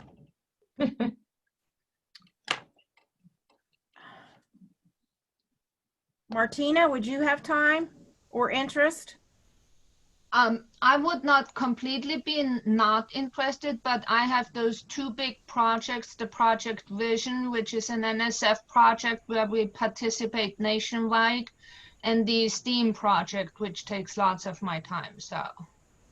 All righty. Well, I can help if you need extra help. I don't know if you're looking for another health science though. Okay. What about a student or 2? Chris, would you have time to help us? Sure. I don't know how much help I could be, but I'll do what I can. Absolutely. We're not reinventing a wheel. There's a ton of stuff out there. I'm sitting here looking at the old idea right in front of me. And, course evaluations are kind of like mission statements. Drop them all in a hat, and I dare you to find your own. Is the instructor nice, engaged, make connections with the subject matter, timely feedback? Hell, we could have 3 questions. Were they an asshole or not? Did they provide, did they make the course interesting to the point that you understood why you were taking the course as it relates to your major? And did they provide what you consider to be timely feedback? Chris, are those not pretty much the major things students are looking for?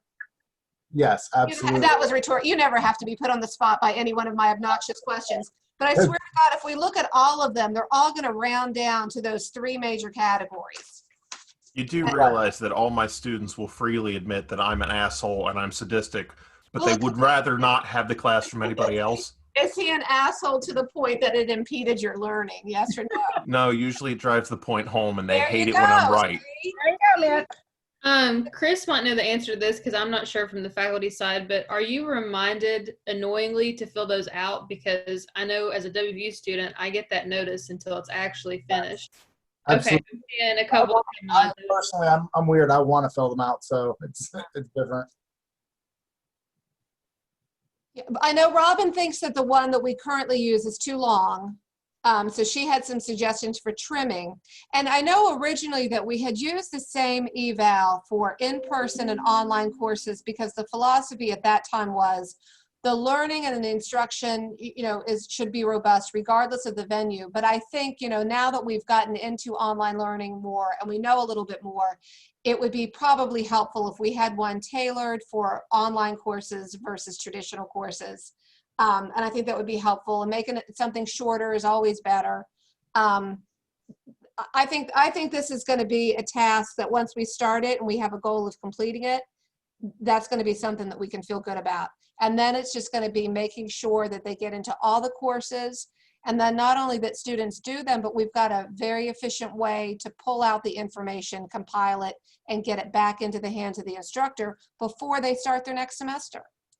That's why I like the fall 2019, Nancy. I could see real time what happened right then. So if I was offering the course again the next semester, which doesn't usually happen for me for my MLT courses, but for my biology course, it does. So if something was really like the wheels fell off in a certain area, I could see it and I could adjust right then.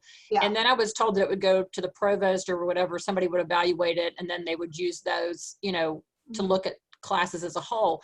I mean, I hope we get this done and get them in for this semester. I can't imagine another semester with not having student evaluations. I like them. We've gotten away with it from HLC for as long as we have. I know. And unlike Chris said, I didn't remind my students. They had a box came up in Blackboard. I didn't know that they were getting emails or whatever, if they were getting reminders or not. I didn't bring it up, but I had actually a pretty good response rate in all my courses. I mean, students did, and there's those that come in that, you didn't give them a good grade and they want to vent. And there were ones that I thought were more, useful, but still. I also bought a little license for a tool out there that's like a midpoint evaluation. And I can share that with you. I had brought that up years ago, and it was decided not to because people thought that maybe students they didn't want to open up a grade appeal for a student if a student said, well, I filled out this evaluation midterm and things didn't work out. But I think it's worth looking at again. And I bought it from that Jennifer Gonzalez from Cult of Pedagogy. It didn't cost much.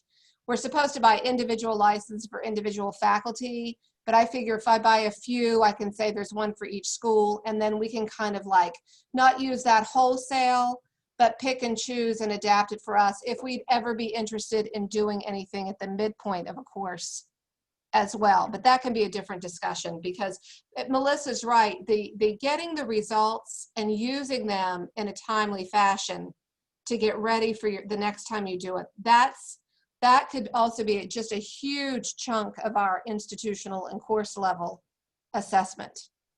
That could be huge, and that's work that does itself. If we do, hey Nancy, or Robin, can somebody load that into the drive so we can see it, please? That midpoint evaluation? The one that was used last. Oh, okay, yeah. I'll have to ask Robin for it. Yeah. Thank you so much. Speaking of assessment, that'll be the work of the committee. Yes, Mitch. Speaking of assessment, I've put this bug in Robin's ear since she started working here. I don't know if you're all aware of the evaluation section of Blackboard. All those wonderful course assessments that we have to fill out at the end of semester with all the grades and averages, with a little bit of legwork at the administration, at the institutional level, putting course objectives into Blackboard. Course assessments are no longer us sitting down sifting through grade books. It's a one-button report. So eventually, when other projects fall by the wayside, we should nudge that a little harder. We're already going to nudge that one, Mitch. I think we should make these course evaluations apply to all the courses, whether they're online or not.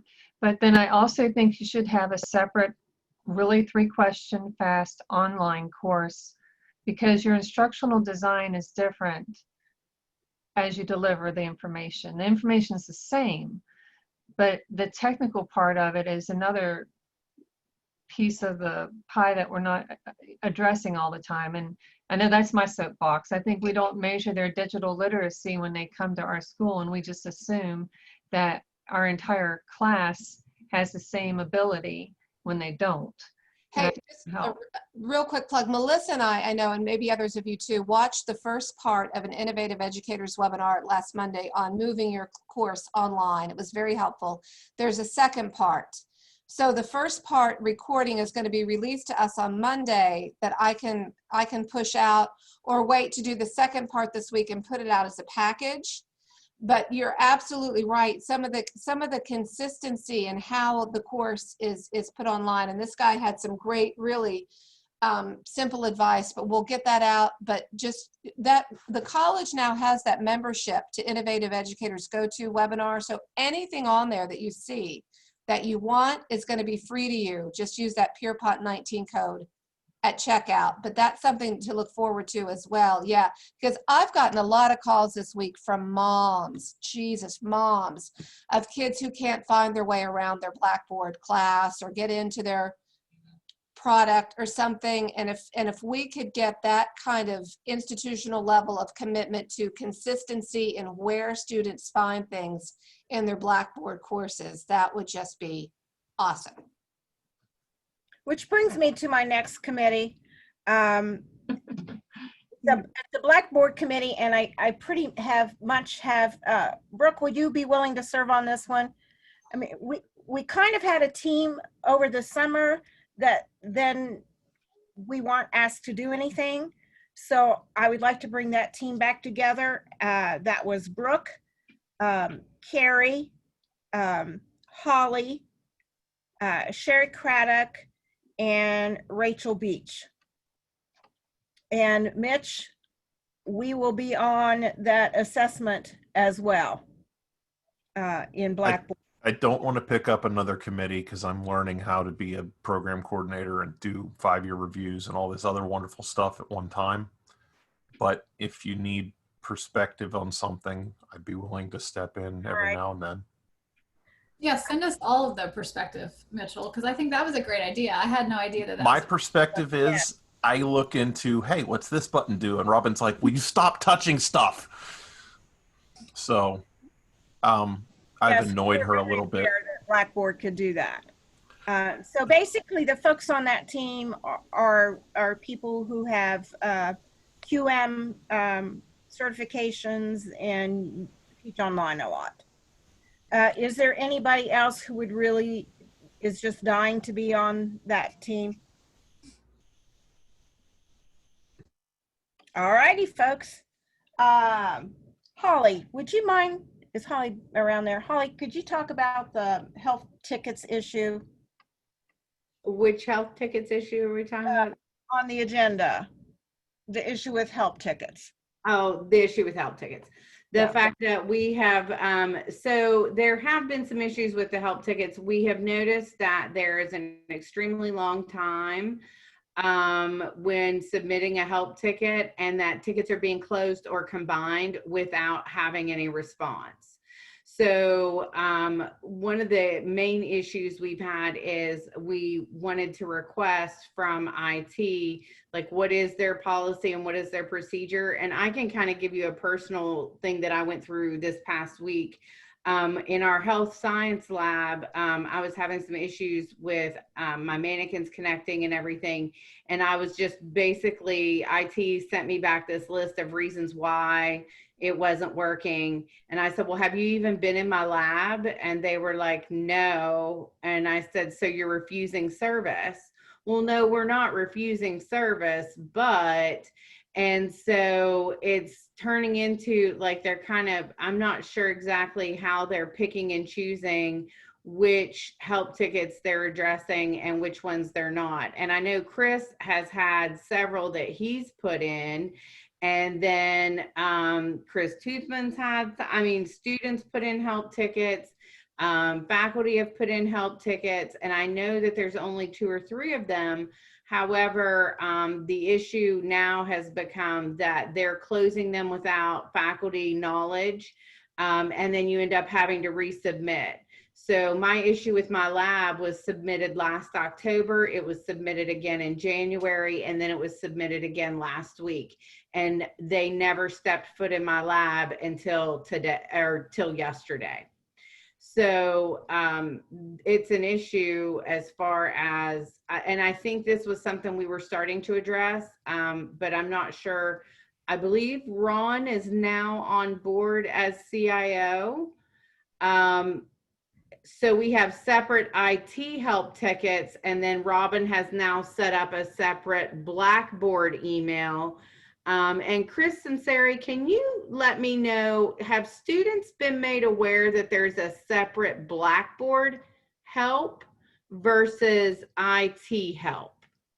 I certainly was never made aware of that, so I would assume not. Okay. So we received in an email that there is a Blackboard help address, and then there is an IT help address. Now, where does it fall into when a student gets kicked out? And I just got another email from a student. On Sunday last week, he was kicked out because of non-payment, and he says he never got the email because he got the email that he got kicked out, but not before the warning. And now he is reinstated. So it takes 6 days, 7 days? Several days, right. But that's not IT, that's not Blackboard. Where is that? The reinstatement usually comes immediately. That's a student services issue. And how can that be faster? Where's JJ? Is JJ here? I am. I was just getting ready to speak here just a minute. Better find the place to unmute, huh? Yeah. So the reinstatement process is very quick if the student has their payment ready to go. Now, I know that there was one issue with emails that went out to students notifying them that they were possibly going to be removed if they didn't make payment. And the issue with that is that for whatever reason, the email that was sent out ended up in several of the students' spam box instead of in their inbox. It was from an @Pierpont email account. So how that ever happened. And if that happens, they should not be removed. I'm just coming back to what I said at the beginning. The high school students who do not pay directly and the school did not pay for them and they get removed, and boom, they are missing out. Yeah, and so we didn't know that they didn't get the email until after the fact. They had already been removed before, at least I'll say for my office, we weren't notified that that email did not actually hit the students until they were removed. Now, we have worked with Katie on the DE because we have never separated out the DE students separately, but moving forward, we will be working with Katie on the DE students to do a lot more work ahead of time before they're removed from their classes, because oftentimes they are dealing with county payments, and the student doesn't necessarily have to pay. We just have to know that payment is coming. So anybody that, if for a high school student, if they're in a county that's paying, we don't actually have to have payment from the county. We just need to know that there is a payment that is coming on their behalf. Now, like I said, Katie will be much more involved in that process. This was the first time that actually the entire team had worked on a on a removal for non-payment process. And we did find some of these things that we can definitely improve on. And is it possible that we get as instructors those emails that we always got before? Can you please not publicly approach the student that the student didn't pay yet? This was helpful. I mean, I had many students that I made aware of that they should have checked their email, and in that context, one could also, as instructors, stress, did you check your spam box? I did get one this time, Martina. I did not. I lost my students. Which email are we talking about? Instructors getting notice that they have people in their class, students in their class that are in jeopardy of being removed. They used to come a week before the removal process, and I have not gotten those for several semesters. I had 2 students removed in the summer course, and I had no notice that they were going to be removed. And the students, you know, they don't read their emails. They thought they did, you know, they didn't know why they were removed either. So I'm not getting those alerts anymore as an instructor. Yeah, one of the things we noticed this time too, and again, like I said, this is the first time that the team has actually, I mean, a full team has actually went about the removal process. One of the things that we noticed that there was a lot of students that were sitting within programs that we were pretty certain they were in class. They just hadn't made payments. So we tried to reach out to the program coordinators of students. I know that the email that you're talking about was probably a canned process that Fairmont State did that we would have to work with Ron on to see if there is a way we can, how we can go about doing that. Again, having Ron on board is going to be very helpful with some of these things. Up to this point, everything's been manual. We manually remove the students, we manually email the students, we manually do everything because we don't have the processes in place yet to be able to do it automated. But now going back to the original question though, what was the original question? Because I forget. And I think Martina, you had asked it.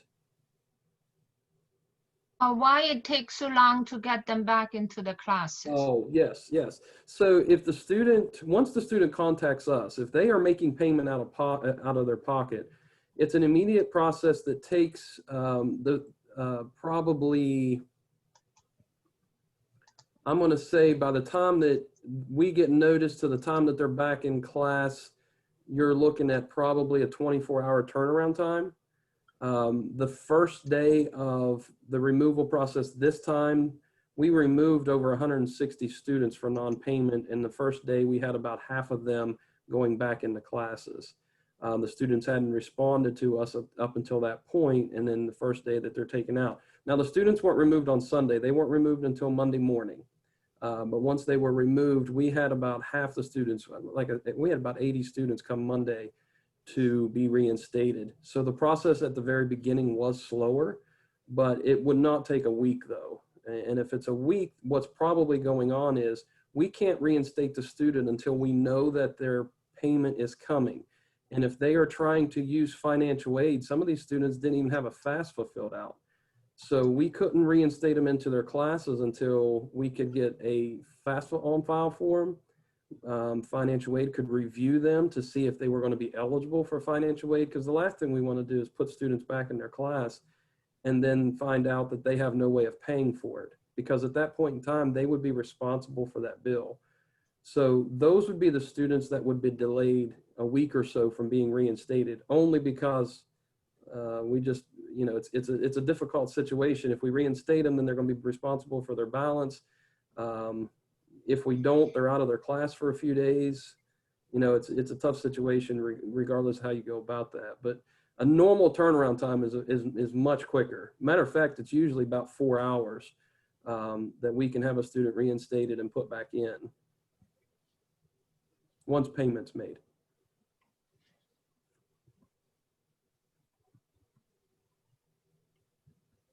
So just quickly, in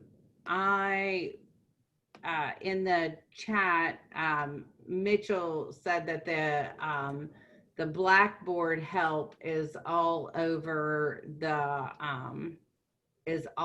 Blackboard. So I was gonna look and see. What I pointed out, I don't know if the screenshot is, I don't know how you open it in Zoom. I've been adopting Teams, but I sent a screenshot on the course, under courses. When you log into Blackboard, it dumps you in that My Institution page. But when you click courses to go look at what courses you have, the whole left side says college information. The first thing for Blackboard help, send an email to blackboard@pierpont.edu. Yeah, I think, and that also, but I don't think there was ever anything kind of just sent out to everybody that said, hey, if you have IT help, you know, and we've talked about this a million times about students knowing whether or not, you know, we talk about how they don't know what they're supposed to be doing. Because here, when I get into my actual course and I go into the technology resources, if you're experiencing problems with your Blackboard course, have questions or need training, please contact Blackboard support by emailing help@pierpont.edu. So that was in the template that was left in the, you know, so, and then technical support is help@Pierpont. So I don't think other than, you know, I don't think it's been made very clear as to which is which. I think Robin is answering the Blackboard and Chris and Jeff are the ones answering IT. So Holly, again, was that correct though, that nobody is looking at those on the weekends? No, the IT, yeah, Robin has nothing to do with IT anymore, only e-learning. And as far as I know, the help desk does, it's an 8 to 4 Monday through Friday. and it says that in this Blackboard support in my course, it actually says Blackboard help is Monday through Friday, 8 to 4. Blackboard help on nights and weekends is limited, but someone will contact you as soon as possible. And so, you know, like I said, and then faculty, you know, we're going to the same links as students. So there's not really, and also I've since found out, originally when I was with, we started with the CIO issues and had the ad hoc committee last year with the president and everything. And we were discussing issues. I was tasked with finding out like our registrations and licensure and things like that for folks who needed certain softwares and things like that. I've since found out that when you do go in Edpuzzle, when you build content, that Edpuzzle was only for certain folks. That Respondus, again, we only had a certain number of licenses. So I asked about Nearpod, which was one of the WVNet Professional Development Week, you know, it was like Contact Harmony. The WVNet has the licenses, we would have to purchase those. So there's a lot of the tools that sometimes that we see that are not necessarily actually integratable because we may or may not have those licenses. So if you have a questions about licensure, you're going to have to email Robin, which is Blackboard. But again, how would you know? You would probably put that to IT. And so I think sometimes the delay is that we just don't even know where we're supposed to be sending the tickets.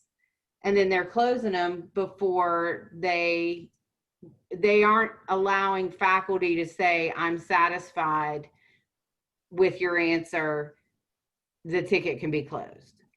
Just so you're aware, any response to the ticket at all automatically flags it as not closed and puts it right back on top of the heap. Right. Remember, she hates me because I have an auto away message. So basically, if you have an auto away message, it will automatically respond to their response and it keeps the ticket open. They hate that. I was asked to stop saying thank you. Remember that, Nancy? You were there when I got chastised for having my auto away message. Let me just put a little bit of perspective, and I'm not making excuses for them at all, but Fairmont State, as a comparison point, relatively similar network, they have how many students? 4,000, right? On the high end, 5,000. How many IT staff do they have? 12. We have around 1,500 to 2,000 students. We have 2. But we have far more problems with Blackboard in our infrastructure. I mean, so that's the whole point, is that and the other thing is the lack of communication. And that's what we initially complained about before, because again, it's, so I would expect that if I put in a ticket and I watched one of my tickets get combined with another ticket this week. And then the last ticket, it was like, it's closed out. Holly said she's going to call somebody. So I guess we're done now. I'll have to put in another ticket if I have any continuing problems. So, but like I said, I put a ticket in October. I put a ticket in January. I put a ticket in last week, and I still had reasons why no one was willing to come to my office or to my lab to look at it. And I'm like, well, how can you tell me that these aren't my ports? You've not set foot. So, we have a lot of issues with those ports since the switchover. I get it. But there needs to be a better process coming out of IT. And that might be something we need to address with Ron once he's on board, about how can we, what would make faculty happy? Do we get the final say when the ticket's closed? What's our satisfaction? You get the 5-star at the end of every, Amazon purchase, leave a comment and a review. Here was it 5 stars, 1 star, wouldn't recommend, that kind of thing. What do we need to have in place so that we can, and maybe they need to give us a timeline as to what to expect. I do agree. This is Amy. I do agree with Mitch. We have a lot of students, and we only have 2, and we have 3 campuses. They have to go to Locust. They have to come to ATC and Caperton. So I know they're probably. For the most part, Chris Daniels works completely from Locust Avenue and addresses anything on site there. Jeff Thompson has been running his tail off back and forth down the interstate. Yeah, he was at Caperton the day before. He was at my place. Then he was somewhere else. And I think that's all we really I think the communication is, what can we expect from a timeline? It's just the same thing that a student wants to hear from me. I'm going to answer your email within 24 to 48 hours. And I think that if you put that, I will respond to you within 24 to 48 hours. I don't think you just get to say as soon as possible. I think that somebody needs to be acknowledged. And I think that acknowledgement is really what we're looking for from faculty, is just to say, okay, you're aware of my problem, and then, we can follow up. But when I make a request on the first day of school, when I realize I've got a problem, and it's almost 3 weeks later, and it's something that's critical for the class, I got a real problem with that.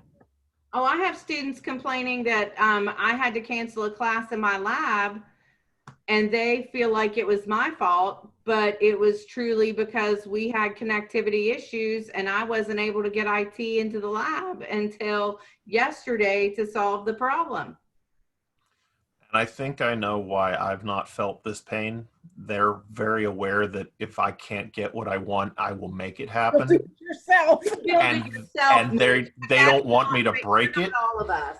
Mitch, you probably see Jeff Thompson too every day. Since he moved his office from Caperton to the ATC, you get not so much FaceTime. But no, when I show up in his door, his first response is, "Oh God, what now?" Yeah, So we said that about me too, but that's neither here nor there. Ollie, I think you just need to go park yourself near his office. I know. I think I do. If I may, maybe I would say we could wait till the next meeting, but I don't really think that we probably should. Would it be all right if the Senate officers try to get with Ron Hamilton and separately maybe with Robin to come up with some kind of a, or even just, even if we just had an informal, hey, Chris, Jeff, Ron, and Robin, what can we expect as faculty? Like, you know, what's the expectation? What do you need from us? Because that was one of the things that we addressed was, would it be more helpful for IT if there were a Google form that said, my name is, my office is, it's with my computer, or it's with this software, this is the problem, here's a screenshot, this is the error that I'm getting. Those things can be so easily troubleshooted in like 5 minutes just with a screenshot. That's what I do with my students when they can't log in. I'm like, send me a screenshot. I'm like, okay, turn on your pop-ups. Send me a screenshot. Okay, use Chrome as your browser. I mean, those things could so easily be just with a Google form that identified what the issue was, rather than this constant back and forth. I'm having a problem connecting. And then they go, okay, well, what classroom and what platform and what this, and it's like 3 days more work. Then my suggestion had been a Google form that allowed IT and Blackboard to be able to, you know, address those issues. I'd also like to be able to, you know, say this is like, you know, a 5-alarm fire. It'd be nice to be able to do some kind of escalation. Yeah. The biggest thing I've noticed is a lot of these folks came from offices and other educational facilities, and they've never worked IT in a production industry.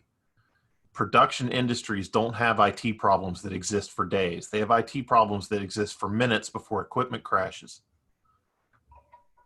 There's no urgency here. And that's part of why they hate to see me coming down the hallway, because I found out about it 30 seconds ago. You have 3 minutes to get me back online. And he's like, you know, that's unreal. And I went, printers for the whole school are down. Don't tell me I'm the only one having a problem. And So. Like I said, I think the meeting, you know, does anybody else, you know, we all use different platforms and like educational resources. Usually when you fill out one of those forms, that's one of the things they ask. What's the class? What platform are you using? What's your browser? What's your, you know, we have to fill out all that information so that when their customer service gets back to us, they pretty much already have an idea of how to help you. And that just reduces the time. And so that's what I had suggested previously. Now that the position has changed, I would like to make that suggestion again. And feel free, anyone, to speak up and tell me that I'm. So can I make a motion to take our these concerns that we have and submit them to the IT and Blackboard people to join us in Faculty Senate next month, or is that too late? I think that's too late. Okay. I think we should ask them to come, but I think we should probably meet with them like next week. To have a solution ready to give to Faculty Senate next month? Yeah. Okay, so I move that we have our representatives take this information to the IT and Blackboard respectfully to meet within a time frame to have a solution prepared for Faculty Senate next month in October. Okay. And Mitch seconded. Okay. All in favor? Aye. Aye. Any opposed?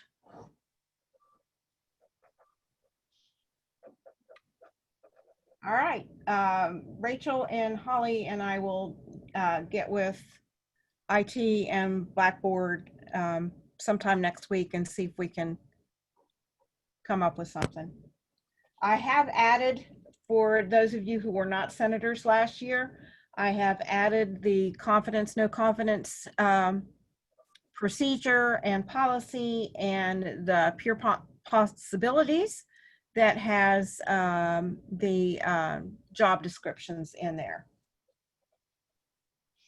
Thank you. Don't think we have any other business. Is there? Yeah. Fonda wasn't able to join us. Today's her 80th birthday. I made a video for her, and I will, if it's okay with you, David, can I send it to you guys to show her over there in your school when she shows? Yeah, absolutely, Rachel. Okay.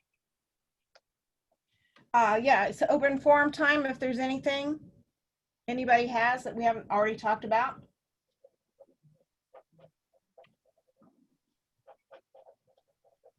Then our next meeting is, let's see, what is the second Friday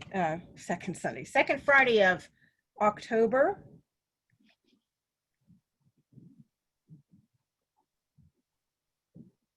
October 9th.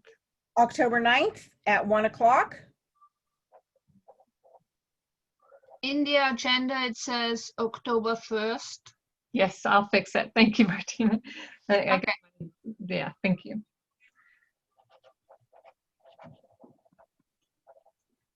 And Rachel, any idea why I couldn't get into Zoom? I mean, I had like 5 rejections before I used the phone call. I apologize. I don't know how to give you a solution there, Rhonda, except maybe. Okay.